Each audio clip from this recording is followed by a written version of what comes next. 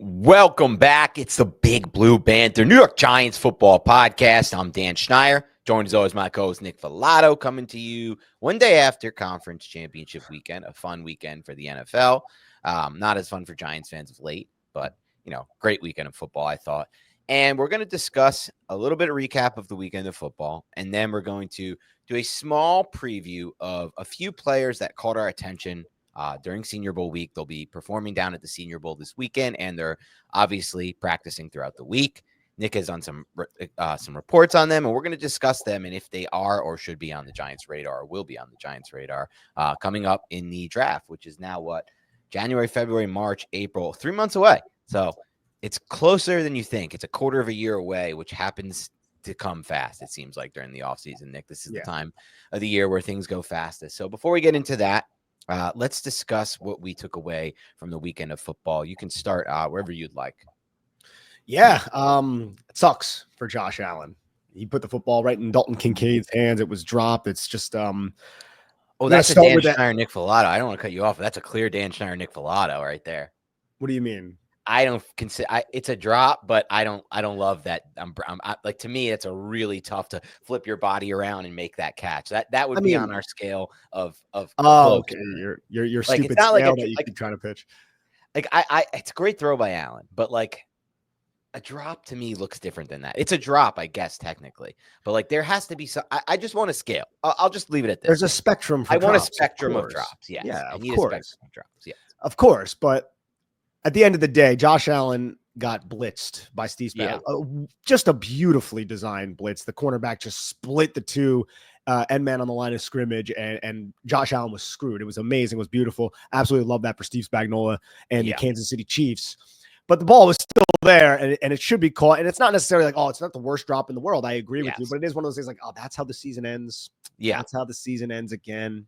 Oh, how many times are we going to go through this with Buffalo playing the Kansas City Chiefs and coming up small in these massive moments? And I don't think it's necessarily a referendum on Josh Allen per se, but you look at the Chiefs and it's just like the Chiefs have such a well-oiled machine. They have the coaching staff on defense and on offense with Andy Reid. You got defense, you got Steve Spagnuolo, you got tough trench play, good linebackers, a solid secondary, a great offensive line.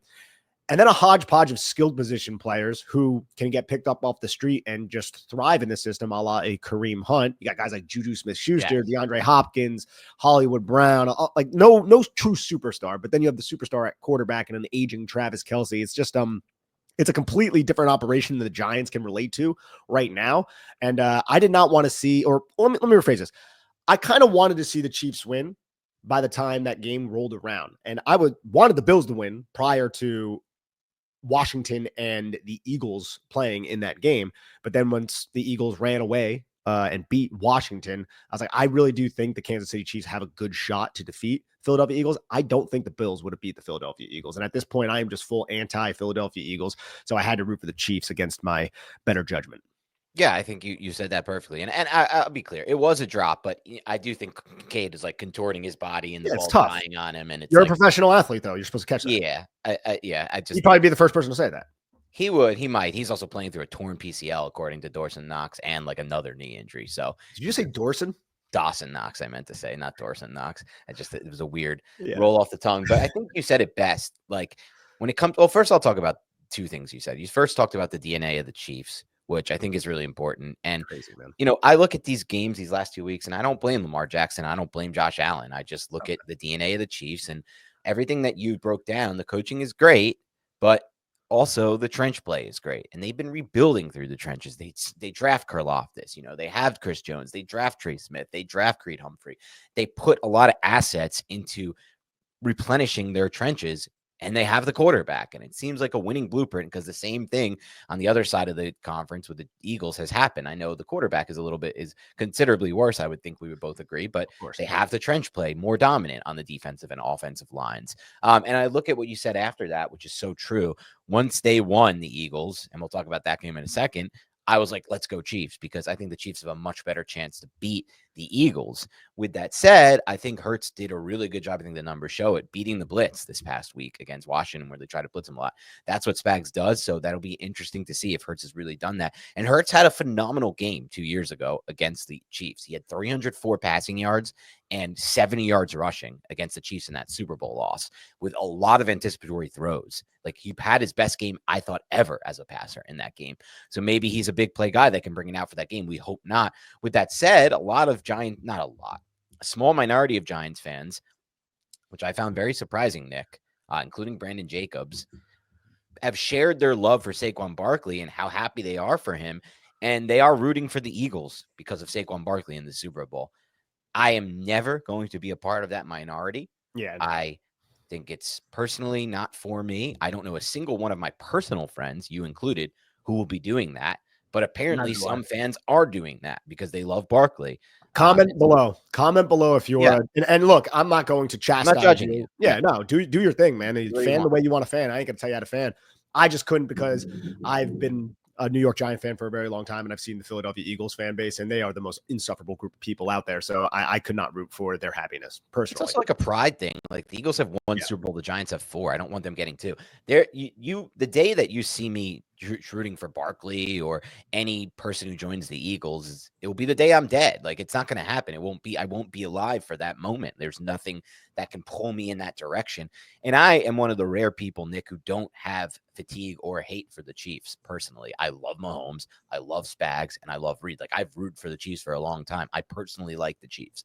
I wanted the Bills to win just for Josh Allen, and you know, that's just the history of that fan base, but like, just something different before the Eagles won, I should say. But, you know, I feel pretty strongly that I don't want the Eagles to win this Super Bowl, regardless of Saquon Barkley. I also think some of the Barkley rhetoric has just gone completely off the rails. RG3 today discussed that this was like the greatest gaffe by the Giants and the biggest free agent swing and best free agent move we've seen, better than Brady going to Tampa. Like, in what world could you possibly evaluate this game of football and think that Saquon Barkley had a bigger impact on the Eagles this year than Tom Brady had an impact on the Bucs the year Brady and the Bucs won their first Super Bowl, or their only Super Bowl? It's hot take economy, bro. You know that. It's not hot. Yeah, it's hot take economy. It's idiotic and stupid. And let me tell you why. I'm going to give you 2 cases. First, I'm going to give you the stats case. The stats case is the Eagles averaged the same total offense and scoring this year as they did last year. But guess what? Their defense went from like 26th to 1st. Did Saquon Barkley bring in Vic Fangio that I didn't know about? Did Saquon Barkley bring Cooper DeJean and Kenyon Mitchell that I didn't know about? Did Saquon Barkley draft Milton Williams and Jalen Carter and I didn't know about it? So that's the first thing. And then on the second side of the thing, are we not giving Jeff Stoutland any credit? Jordan Mailata, Landon Dickerson, Cam Jurgens? Like, what the hell are we talking about? Did we not watch Will Shipley run for 55 yards and a touchdown at the end of that game? Like, if the Giants had kept Barkley, they win 3 more games. We just watched it happen for 6 years. Like, it's nonsense to me, Nick, and I respect it. Look, and in the end, I told you, I've come around to some extent on the Barkley thing. Like, to be honest, we could have probably just re-signed him. Who cares? The cap is pretty much meaningless in the NFL. A lot of good teams have proven that over the years. And his cap hit wasn't going to be that great of an impact on our future and our ability to do things. We would have had to dip in the future to sign these O-linemen too. And obviously signing Daniel Jones kind of screwed us over when it comes to retaining Barkley and McKinney. But you still could have made it work even after all that, and would have hurt us a little bit cap-wise. But who even cares? Like, when Barkley's getting signed for like the likes of the same contract as Gabe Davis or whoever the hell, like, you know, the way the NFL has done it, clearly the Eagles found a little bit of a cheat code there. But ultimately, it wouldn't have really mattered for the Giants because they would have won 3 more games this year. Who really cares about that? That's pretty much what's been happening there. So it's just gotten out of control, the Barkley rhetoric, as far as the Giants getting beaten out. I'm even seeing stupid shit like people are like, oh, Joe Shane, look at what Carson Shane, his son, said he should have done. Like, trade up for Jaden Daniels. And like, I think Dez Bryant was like, they should have traded up for Jaden Daniels in an argument with Kavyon Thibodeaux online. I wanted to bring that up next. Bro, it's like, what the hell is wrong with you? In what world do you think it's viable that Washington was going to accept any offer? They weren't. Just like the Patriots. I believe personally the Patriots weren't going to accept any offer the Giants made them. They had made their mind up. They located a franchise quarterback in Drake May, and there's no reason to trade it. The same thing happened with Washington. They hired Cliff Kingsbury, and then months later, they drafted Jaden Daniels. You think they just hired Cliff Kingsbury and like, oh, we'll just take a trade-up offer from the Giants. They really want to trade up, so let's just do that. They should have done that, Shane. It's just nonsense world we're living in because the Giants are so bad. we're forced to kind of deal with all this. It's easy to kick them while they're down. Right. That's what it is. It's very easy to kick the New York Giants while they're down. And I get it on paper. It does seem like these were just these terrible decisions, but people seem to forget that Saquon Barkley, Xavier McKinney, they were New York Giants for quite a while. And the New York Giants sucked basically every single year they were here. Right. So I like Saquon Barkley. I think we always knew.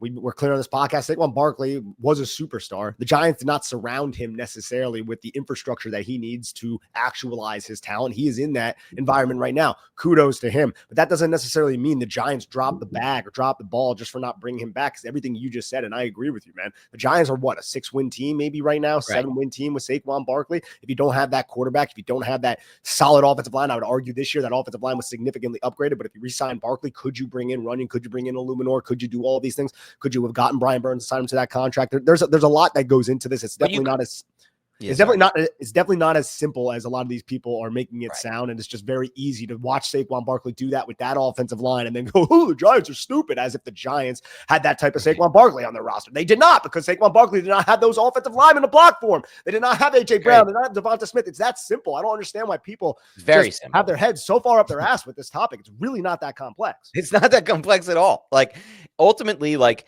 kick them while I'm down. They've done a bad job. They really have done a bad job. Shane and Dave. And you and I kick them all of the time. All of the time. But that doesn't mean like two things are not mutually exclusive. They've done a bad job. They've been bad at their jobs, and it's led to the Giants being bad. That doesn't mean that if one decision had changed, they had signed Saquon Barkley, they would have been doing a better job. They would have technically been doing a little bit of a better job, but the goal is not ultimately to win 6 games instead of 3. It's just not. And we got to understand the bar here and where it should be set. With that said, this is the worst case scenario for John Mara. I don't know how John Mara is looking at Joe Schoen right now. Like he has to just have this ire in his every fabric of his soul is probably trying to jump out of his body to punch Joe Schoen in the face. I kind of do think that, because this really cuts to the core of John Mara, and he made that very clear during Hard Knocks. But man, another thing, dude, this whole high school drama going on Twitter right now is pretty entertaining with Dez Bryant and Kavyon Thibodeaux.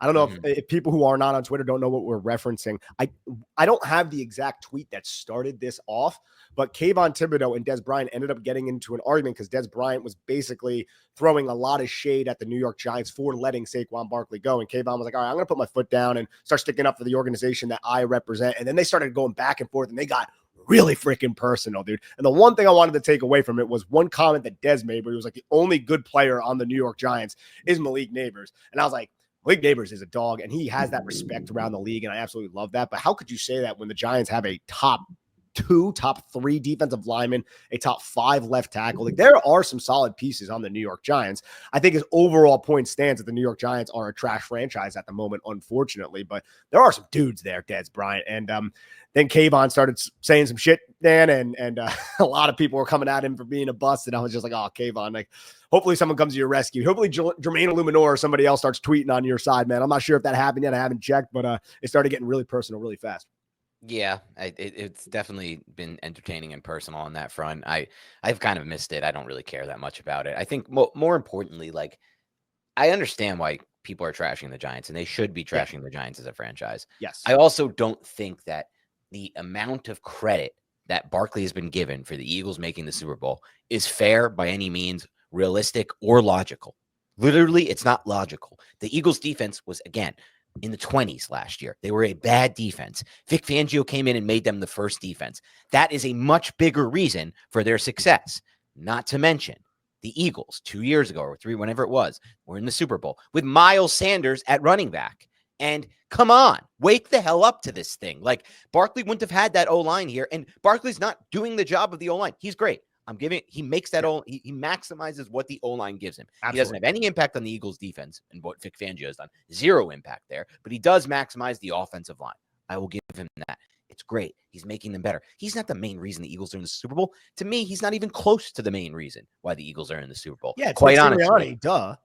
Yeah, it's Nick Sirianni. and Miles Sanders 2 years ago is proof of that. And Will Shipley housing the end of that run at the end of the game is proof of that. And there's so much more proof of that. Vic Fangio, job he's done on defense, which I've repeated 3 times because it's so important, is proof of that. So we need to wake up to this thing and just realize that, like, yes, it sucks. The Giants lost Barkley and he's in the Super Bowl to some extent because it's the Eagles. I get that.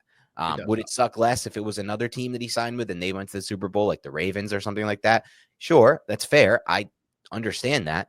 But again, this is not why the Giants are in the position they're in. I agree. I agree. But it is one of those situations where it's like you're dating somebody and then that somebody leaves you for someone else and you end up just becoming the best version of yourself. Right. And that's kind of what this is. And you end up just basically living on the street and being a bum. And that's kind of what the New York Giants are at the moment. So from an optics standpoint, I completely understand why some people have those opinions. I just think, like you said, it's vastly overstated Saquon Barkley's impact. He has a massive impact. I don't want that to be misconstrued, but it's not like they added Saquon Barkley and only Saquon Barkley and now they're this great team and they were always sucky. Like, they've been a very competitive football team for a very long time under Howie Roseman. They had a bad year last year and mostly it was the defense, and now the defense is number 1 in the NFL.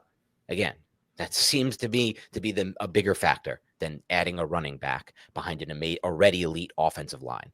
But what do I know? I mean, that's just my opinion on the situation.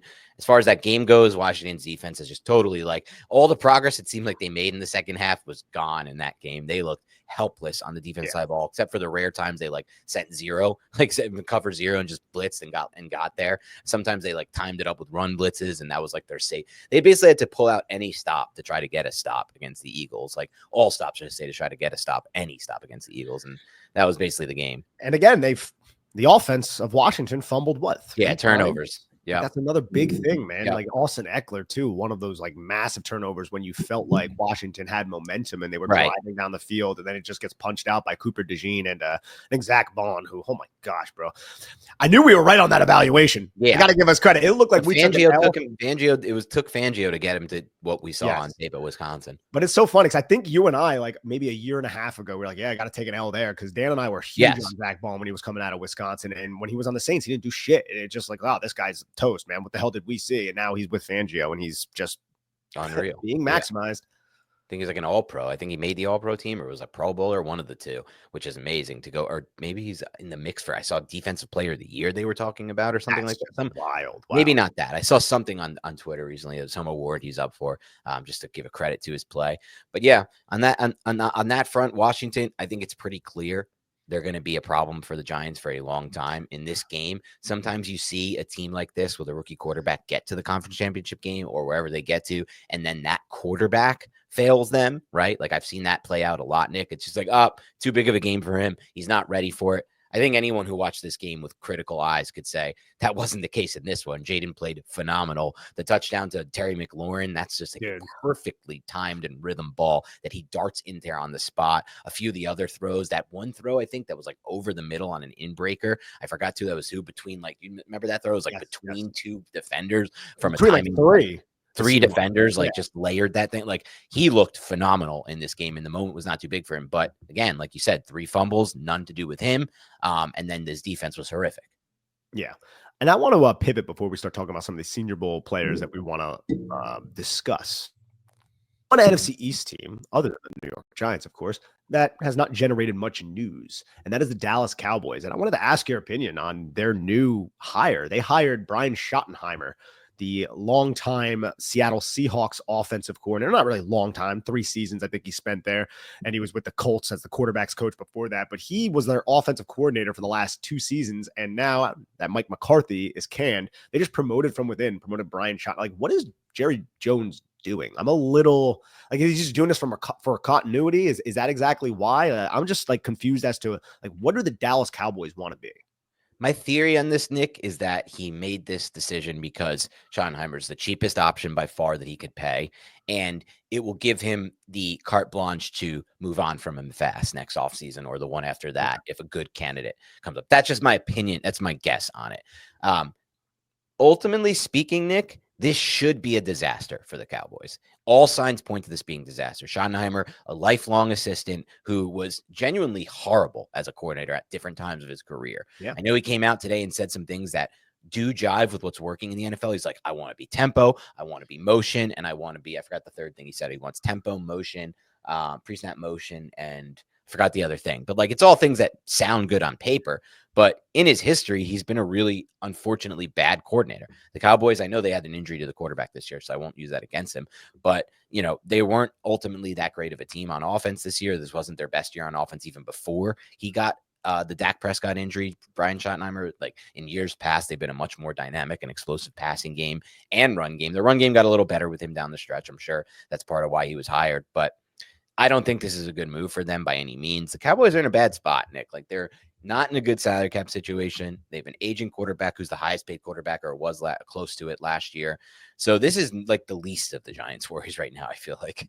Yeah, same here. And I do despise the Dallas Cowboys, so it does feel good on that front. But with the other two teams in the NFC East doing as well as they're doing, and with the Saquon Barkley situation and the whole rhetoric around the New York Giants, even though I admit that the rhetoric has a lot of merit to it, it's still a little depressing. Sure. The whole thing is depressing right now, but we try to move forward to greener pastures, and we're going to talk a little Senior Bowl now, just a little bit of preview of some players that are catching our attention as we head into the week. I actually wanted to start with a player who, let's see, where do we want to start here? Who's the best player to start with? Oh, here's the player I wanted to get your take on first, because I watched a couple cut-ups of him, one against Pitt, which was one of his best games, and it's Darius Alexander, the interior defensive lineman from Toledo, 6'4", 300 pounds. I saw this stat, which really caught my attention. His true pass set win percentage, according to PFF, was 20.4, just behind Mason Graham at 20.8, who's believed to be a top 5 pick in this class. I watched a cut up of his game against Pitt, where he had a sack, 6 tackles, and an interception return for a touchdown. Watching a 310-pound man roll down the field for a pick 6 was pretty impressive. He looks wildly athletic. He has that like swim attack move to get through. Looks like he's got good bursts off the line of scrimmage. He's someone who I wanted to start with as a player, because that's just a position that, like, going into the Senior Bowl week, Nick, I'm really keyed and glued on. Interior defensive lineman. I saw Jeremiah say that he thinks he's going to have 12 IDLs in his top 50 overall. So that seems like it could be a really nice value spot for the Giants in round 2. It absolutely is a very nice value spot for the Giants in round 2. And this is something that you and I have been talking about for how long, Dan. We're like, we need an interior defensive lineman to pair with Dexter Lawrence since Leonard Williams was basically shipped out of town. Darius Alexander could be that guy. Like you said, his measurables, his size, all of that. But it's also his body control. It's his hands. It's his explosiveness. I look at the defensive line group, and I haven't studied all of their film yet, but I look at this group, Dan, and I think it's so deep down at the Senior Bowl, man. You have guys like him and Landon Jackson. He's more of an edge, but like these players could have an impact year one, and a lot of them could be had second, third round, which I think, again, is that target. With a guy like Darius Alexander, he had 37 pressures this past year. He was one of the highest graded defensive players according to Pro Football Focus. He had 46 pressures in the previous season. And you want me to read my synopsis on him? Yeah, let me just throw a few more stats that you throw the stats, baby. Yeah, 81 pressures over his final 2 years, 50 stops. That's what Pro Football Focus charts as plays where a defensive tackle will make it a 0 or negative yard gain. That's a lot. He made the Bruce Feldman annual freak list, something we reference a lot on this show. He benched 400 pounds, and this is how he made it. He benched over 400 pounds and clocked 20 miles per hour. And you could see it on that pick 6. Like, this dude was rolling and rumbling down the field. So he's clearly an excellent athlete. And one thing that's interesting about not only Darius Alexander, but another IDL we're going to talk about on this podcast is that they both played multiple different alignments along the line of scrimmage. It's something I really like in my interior defensive lineman, especially maybe not in a Shane Bowen system as much, but really in any system that could be valuable for you. I 100% agree, man. I just love these big athletes who can move, right? Yeah. It's that George Young theory, that planet theory. These big athletes who can move, who can do a lot of different things for you, who aren't just sound run defenders, but also know how to rush the passer. And Alexander is like that because he has the push-pull, he has a swim, he has spin moves, and when he does employ those spin moves, he's controlled, right? I want to control the balanced mover, somebody who can drop his weight and then recenter himself, get back up, reorient, and attack. And that's just one swift motion. And Darius Alexander from Toledo, again, this is a small school, so people use that against them. Like on paper, it sounds like he played at a small school. But if you watch him against Mississippi State in 2024, if you watch that Pitt tape in 2024, you see he's going up against these bigger schools and he's having a massive impact. Offensive coordinators are looking at him and saying, yeah, that's the guy we need to stop. And then you see that be utilized in the game plan. You see the center and the guard, you see them slide in his direction when he's that 4-eye or that 5 technique. You see half and full slides from the offensive line. So this is somebody who I think could make big money down there in Mobile this week. Darius Alexander from Toledo, defensive lineman. I think he could be used in a lot of different ways, and he's very exciting. This episode is brought to you by Skims. Get your hands on the best underwear in the land. Look, I'm sure, gentlemen, you're a lot like me. You don't want your fit to be too compact, nor do you want to be swinging around like you're trying to destroy a piñata. You want everything in place. Comfort on a cloud with no ride-up. That is the ideal situation, and Skims provides that situation for us, gentlemen. They sent me a few pairs. I wear them to work. I wear them while I'm working out, and they are exactly what I'm looking for in my underwear. And Christmas is right around the corner. So grab a pair of Skims for someone in your life. Maybe that someone is you, and you want that comfortable underwear for your whole situation down there. So shop Skims Men's at skims.com. That's SKIMS.com. Let them know we sent you. After you place your order, select podcast in the survey and select our show, Big Blue Banter, in the drop-down menu that follows. And if you're looking for the perfect gifts for the whole family, Skims just launched their biggest holiday shop ever. So visit skims.com to check that out and maximize your draw's comfortability. Hey everyone, this episode is brought to you by Manscaped, the global leader in men's lifestyle and grooming. Every man knows the unbeatable feeling of a fresh barbershop shave. Now, what if I told you that you no longer have to wait weeks or even months between appointments to experience it?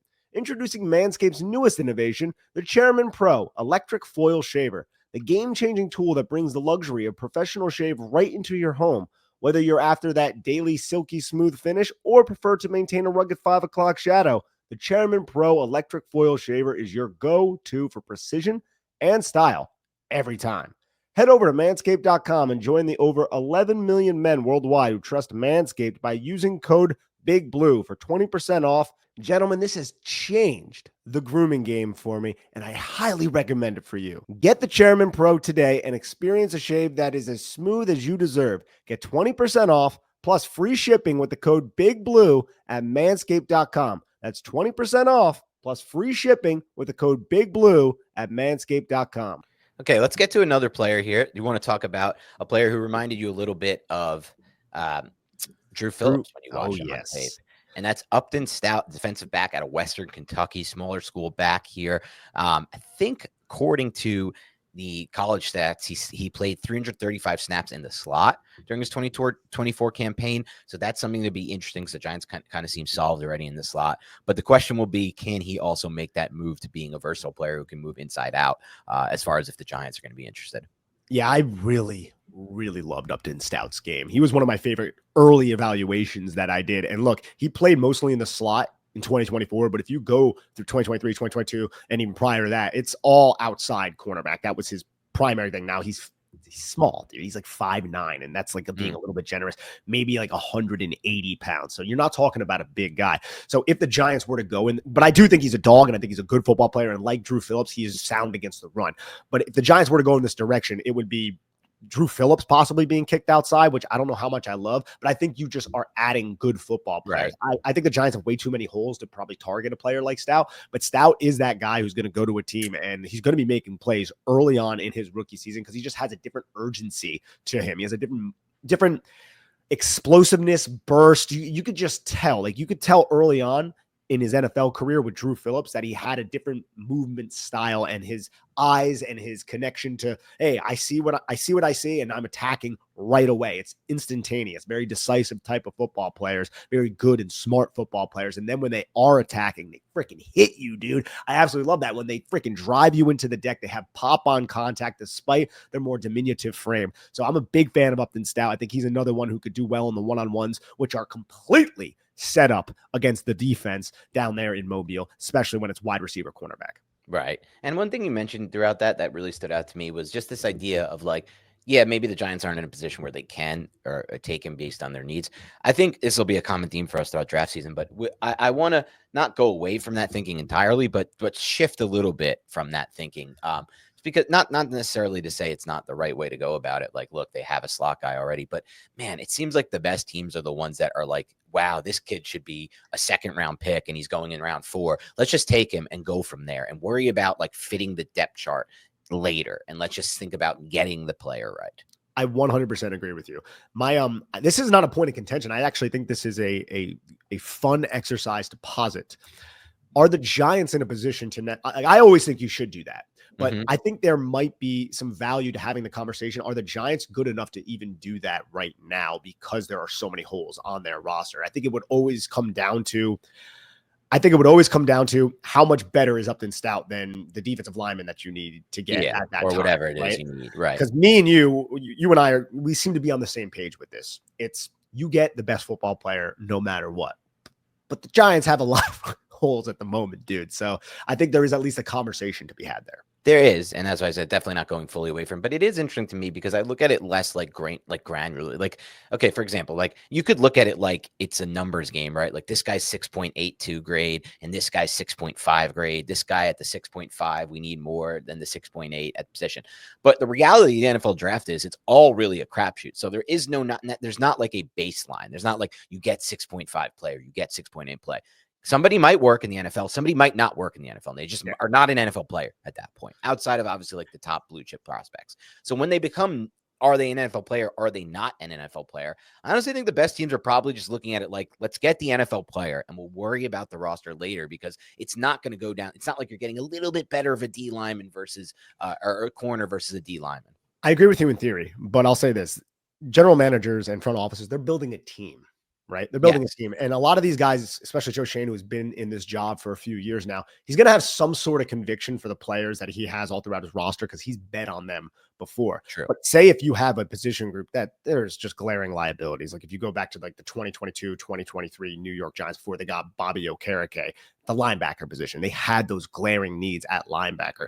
If you have that glaring need at linebacker and your defense is set up in a certain way where those linebackers, there's more of a burden put on their shoulders, it's going to be contingent on you to get that linebacker, even though there might be a defensive back that you have on that you have a higher grade on in the draft. You might be like, look, I need to get my linebackers coach a linebacker because our team just needs that right now. And I think that could be something that would talk general managers away from going BPA all the time. And I think this happens all the time. I don't think they like look at like the draft like, oh, this is BPA. I think they look at, I need to build and field the best team possible. How do I do that? And BPA might run against that sometimes, unfortunately.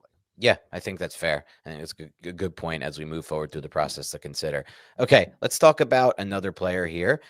Let's move positions. I'm going to talk about Pat Bryant, the 6'3", 200-pound wide receiver out of the Big Ten, out of Illinois, originally from Jacksonville, Florida. Was not a high-ranked recruit. I think he was 142nd receiver in the 2021 cycle, but ultimately, he caught 70.1% of his passes in 2024, 18.2 yards per reception. So that's a big play threat. Just one drop, which a lot of people love. 66.7% of his contested catches, which is really phenomenal stuff when we considered last year when we were discussing Rome Odunze. Like that 75% contested catch rate was unreal, unheard of, amazing. This guy is not too far behind. And 2.83 yards per route run, another impressive stat here. So on paper, looks like an interesting prospect.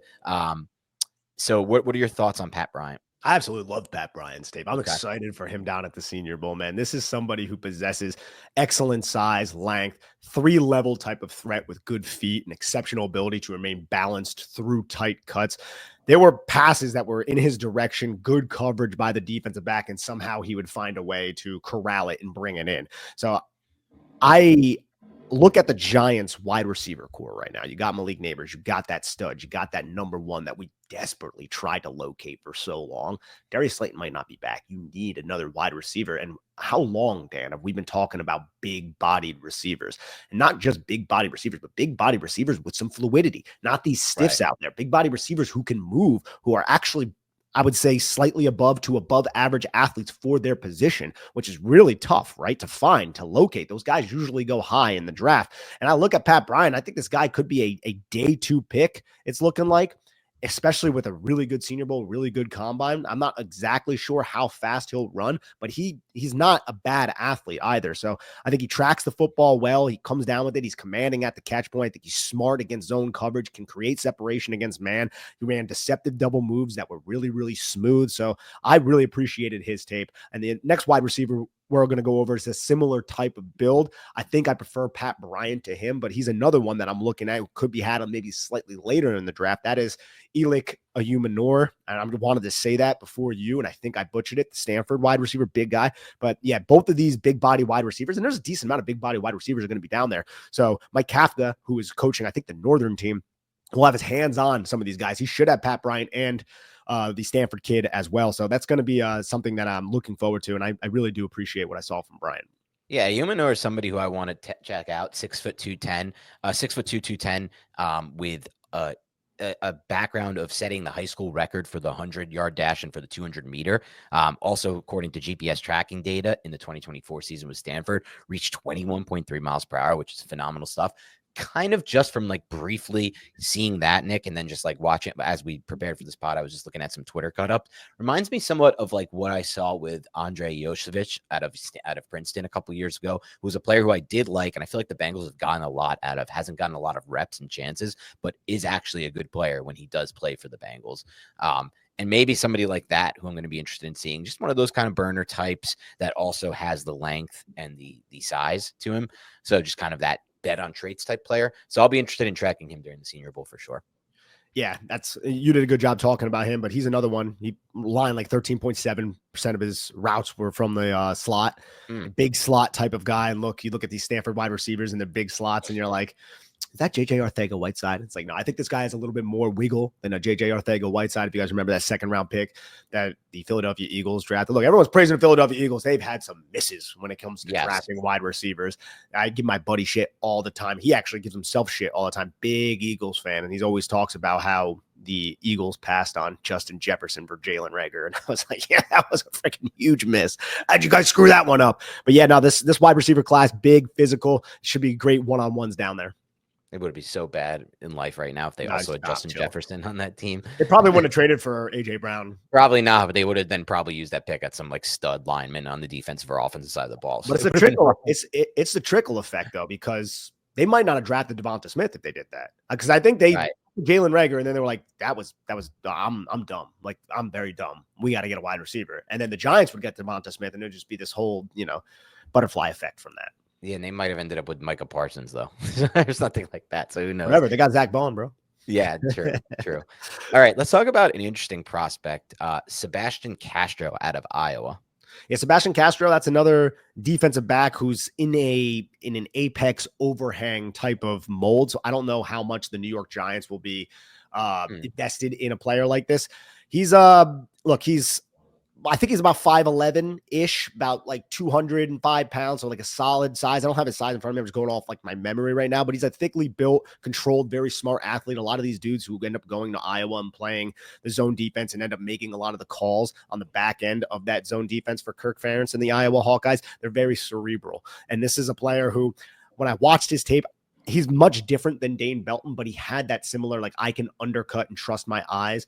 I can undercut routes and try to come away with some turnovers in doing that. He wasn't nearly as effective as Dane Belton, but and I also think when he is at full speed, he loses, I would say, his control to trust his fundamentals and to be technically sound as a tackler, but he is in position a lot. So he's never really running too much uncontrolled, if that makes a lot of sense, because he is a very smart player. So he's one of those guys like, look, I don't think the Giants should pursue him necessarily in day two with a lot of their holes. I'd be much more interested in Upton Stout because I had a much higher grade than Upton Stout than I did Sebastian Castro. But he is another player I kind of wanted to highlight just to talk about because I like these versatile nickel sub package type of players who are cerebrally sound and can add an element to your team from that standpoint. But he's also an older kid too. I think he's going to be 25 once the season kicks off, or maybe in October. So I think I ended up with a third round grade potential starter. But if he goes in the right situation and he can thrive in those sub packages, I think he could be an effective player for whatever defense takes a shot at him.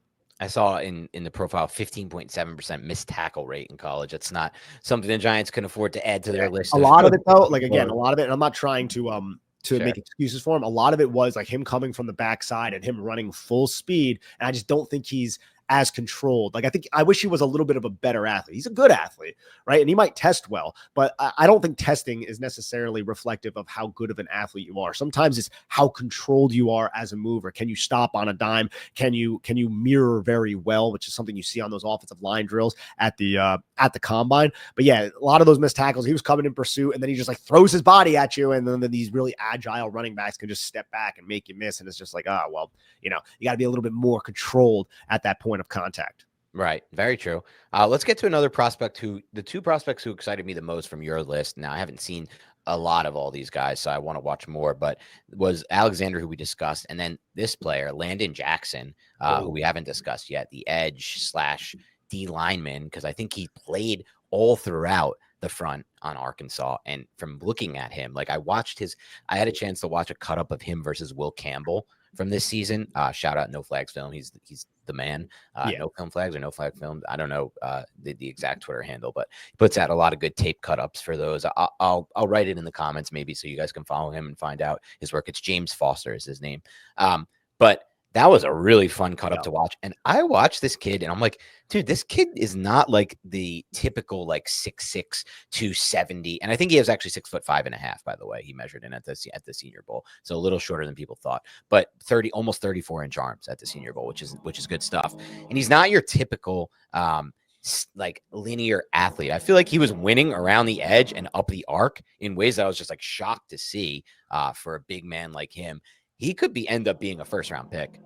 He could end up being a first-round pick. Like, Dan, this is somebody who is technically sound with his hands. Now, maybe you want to see a little bit more consistency with his hand usage, but overall, I watched this guy just land cross chops and swim moves and then actually like dip at his hips and at that inside shoulder to get underneath offensive tackles at 6'5". So what that tells me is he has good bend for a guy of his size. Now, is he going to be elite? No, he's not going to be Brian Burns out there. He's not built like that. He's I would say he has an explosive first step, but he's not going to be, again, Brian Burns type of explosive. That's not the player he is. But when you combine his size, his ability to defend the run, his ability to maximize and know how to use his length, his understanding on leverage with his size. Look, his pad level gets high sometimes. That's just physics. He's a big guy. That's going to happen sometimes.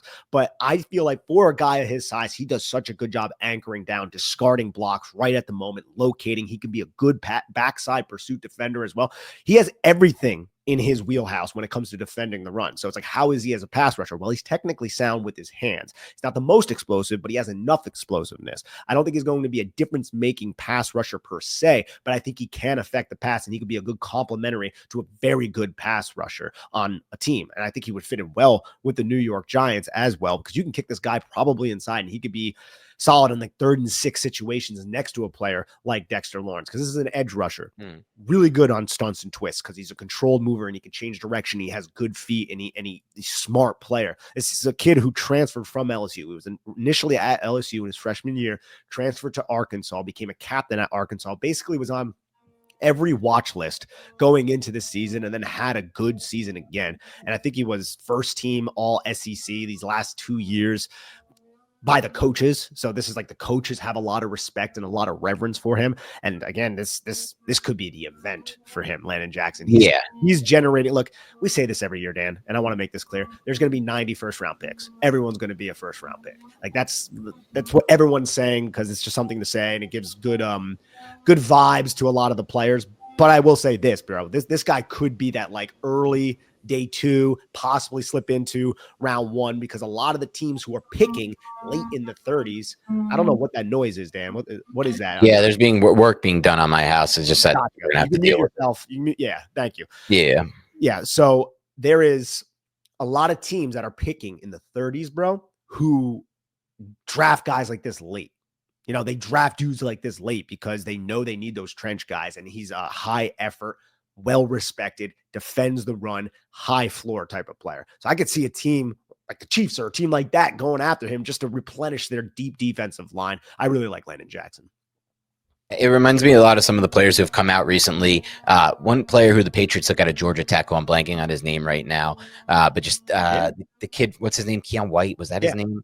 Yeah, who's had a good start to his career. And you mentioned some players on the Chiefs that have kind of fit that bill. That's the type of player the Giants really need. Like, they need a D lineman who can be a key starter for them. Maybe not the flashiest player overall. So at the top of round 2, when the Giants pick, what is it, second overall in round 2, I think? Yeah. That's the type of player who I've got my eye on. And he's somebody who I'm going to be watching throughout this week. And there's somebody a little bit later, too, if we want to talk about defensive linemen that caught my eye. Because I watched the Iowa defense. I love the Iowa defense. The Iowa offense, tough to watch, not going to lie. The Iowa defense, fun to watch because they're fundamentally sound and they're smart. Again, but Yaya Black, 6'5", 315-pound defensive lineman, a fifth-year senior. This is somebody who kind of had a slow start to his career at Iowa, but just really pedal to the metal these last 2 years, especially this last year. Just a fundamentally sound, just run defender who understands how to defeat all types of blocks, crafty with his hands. I don't think he has nearly he's a different type of player than Landon Jackson, so I shouldn't even compare the two. They play different positions too. But I love strong players who can lower their hips, who can set their feet in the ground against double teams, and who can discard and act as that freaking fire hydrant in the middle of a defense. Doesn't have that much upside as a pass rusher, Yaya Black. But if you're looking, early day 3, if he falls that far, again, this is a very deep defensive line group. I don't know if he would fall that far. He could be like a round 3 type of pick. I would love for the Giants to explore and get a guy like this. Just basically a younger, more effective version of Raheem Nunez-Roches with maybe a little bit more upside, a little bit more juice because he is younger. I think the Giants could use that, man, right next to Dexter Lawrence to form this formidable run defense, because that's what you need to work on. I mean, you can't have these teams running the football down the Giants' throats so damn often, dude. Like when's the last time the Giants had like good run defense? It seems like it's been quite a while. I think they did back when they were just terrible in like 2019, 2020 when they traded and they got Leo. So they had Dex and they had Leo, and their run defense was okay, right? But 2022, no one could run in the A gaps and the B gaps, but geez, run outside, everyone could do that. So I would love to pursue a guy like this a little bit later on in the draft. That's Yaya Black from Iowa. Yeah, I mean, run game, one thing, and then just like the winning at the line of scrimmage in the trenches. It's just something you have to do to consistently win football games on both sides of the ball. And the Giants have been losing a lot in the trenches.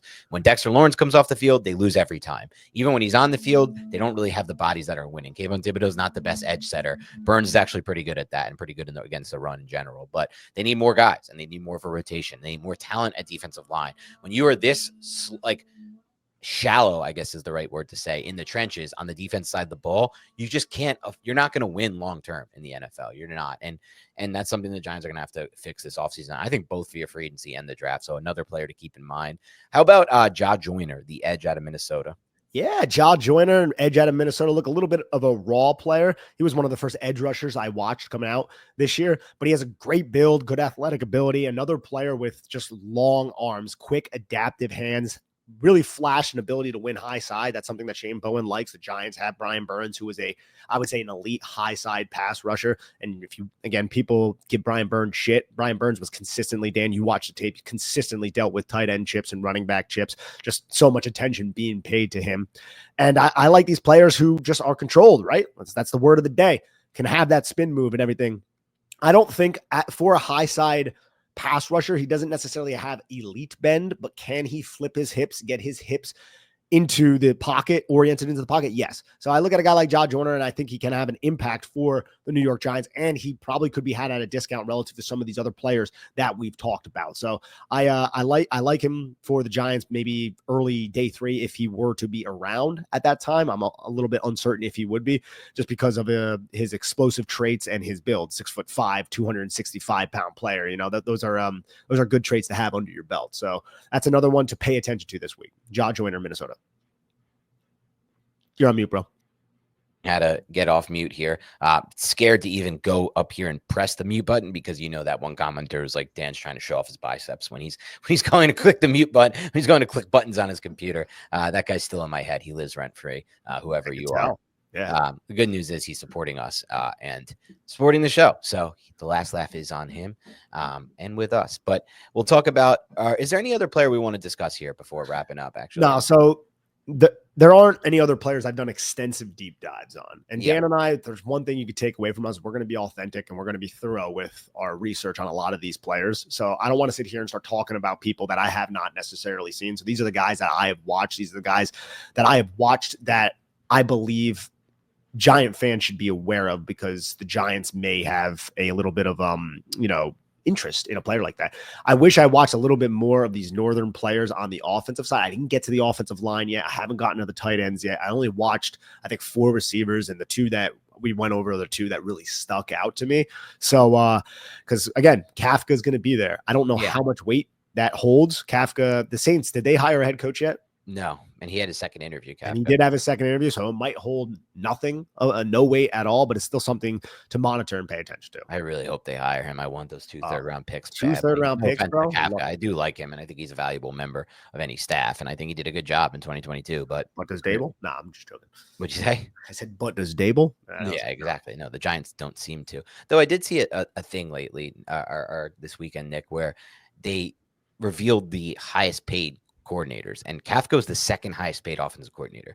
So just a nod that maybe not necessarily saying the Giants value him, but definitely saying that John Mara is not cheap with this stuff. He does always pay the coordinators top dollar to be coaches. I want to make that clear, dude, because Dan and I, we take our little shots at John Mara. It's fun. And they're all rightfully so. Like, of course. And we're having a good time. And if you watch the YouTube, you'll see every time we do the voice, John Mara, I put a picture of John Mara on the podcast. And it's funny. I think it is. And some of the commenters agree. Everybody else, whatever. But yeah, he does not have deep pockets.